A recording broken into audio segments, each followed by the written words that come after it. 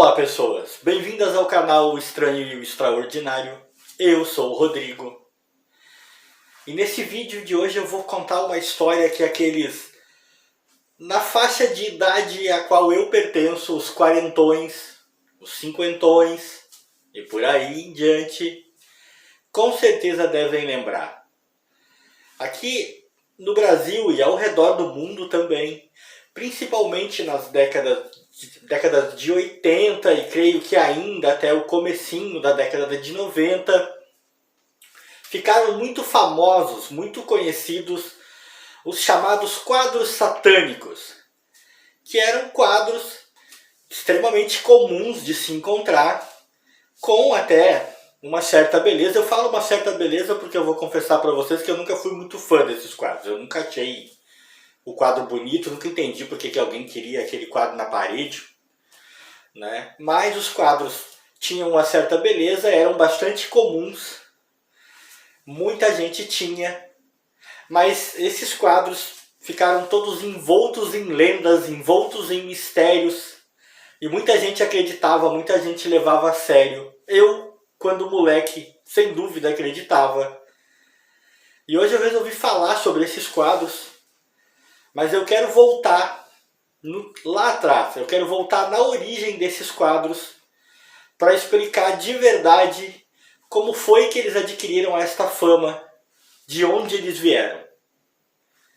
E é mais ou menos esse o intuito do vídeo. Não é propagar a lenda dos quadros, é mais explicar como ela aconteceu. E a gente vai começar fazendo isso voltando para a Inglaterra. A origem dessa lenda é inglesa. Os quadros, na verdade, foram pintados por um italiano, o pintor Giovanni Bragolin. Ele pintou esses quadros cujo tema eram crianças, né, chorando, crianças muito bonitas, de feições bonitas, lá por volta dos anos 50. E ele ficou muito famoso nos anos 50 com esses quadros.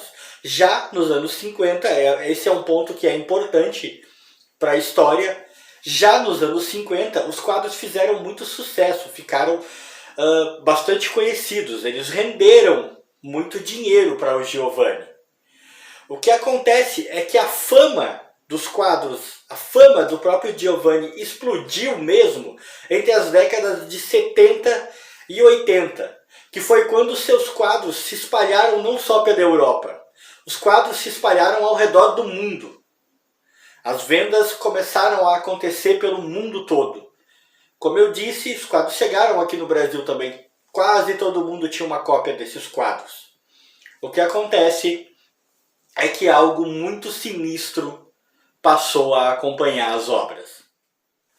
As pinturas mostravam crianças pobres, com belas feições e lágrimas nos olhos. Geralmente essas crianças estavam olhando para frente e parecia haver uma palpável, uma muito reconhecível expressão de temor nos olhos daquelas crianças, como se elas realmente estivessem com medo de alguma coisa. Muito embora isso possa muito bem ser já influência das ideias que começaram a surgir em volta do quadro.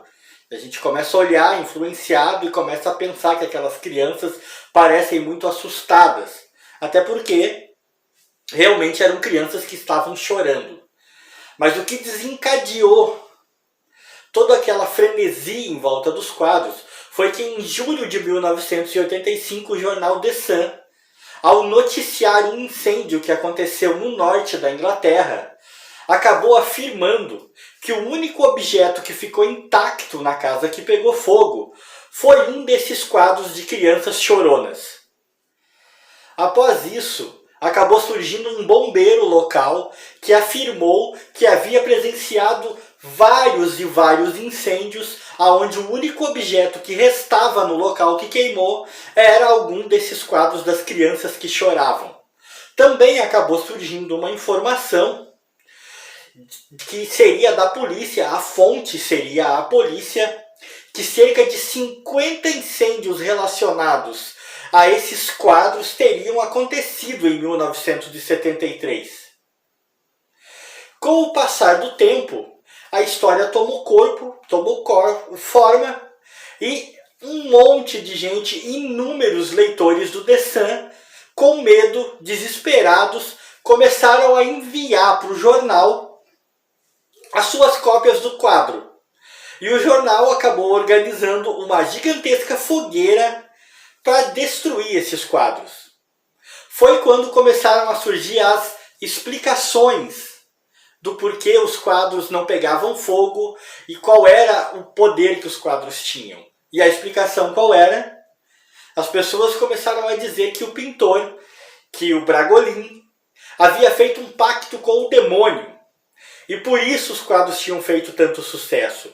Inclusive passou-se a se vincular na época que o próprio pintor teria pedido às pessoas que destruíssem as pinturas porque ele havia feito um pacto com o demônio e estava arrependido. Aqui no Brasil, claro, as lendas também começaram a tomar forma em relação aos quadros. O medo dos quadros logo se espalhou. E como quase sempre acontece com lendas, principalmente lendas que se tornam assim tão grandes que começam a circular no mundo todo, claro que ela começa a ter variações.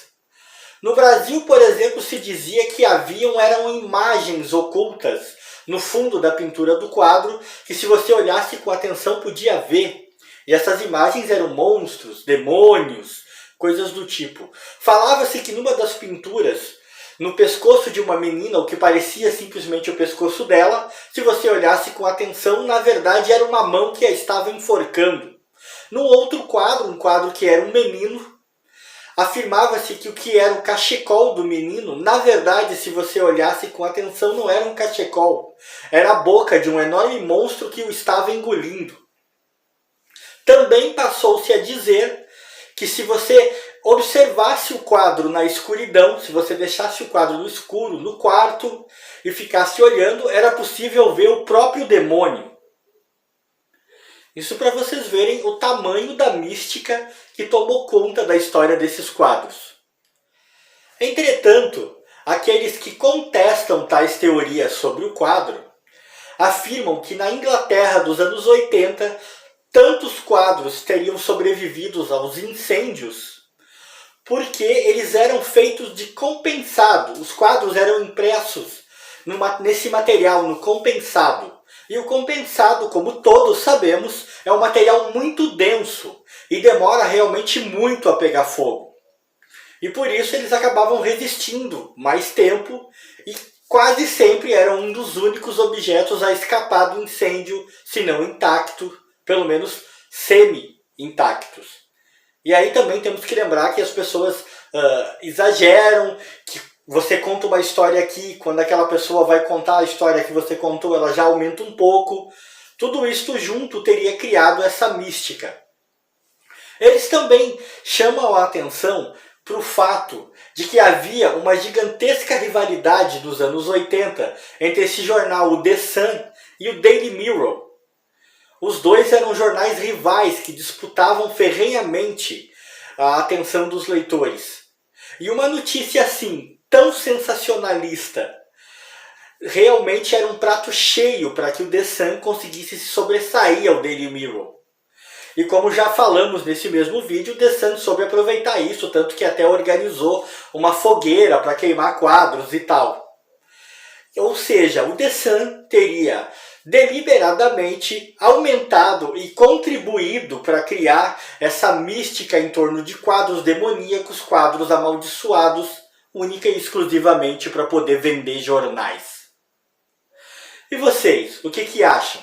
Alguém lembra desses quadros? Alguém teve um? Em que história vocês acreditam? Quem quiser comentar sobre isso aí nos comentários, eu vou gostar de saber. A história acaba aqui, pessoal. É esse o vídeo. Eu vou me despedindo, pedindo a você que chegou agora do canal, se conheceu o canal por esse vídeo, se inscreva, ativa o sininho. Sempre tem história por aqui, você vai acabar gostando de uma. Deixo o meu abraço a todos. Fui!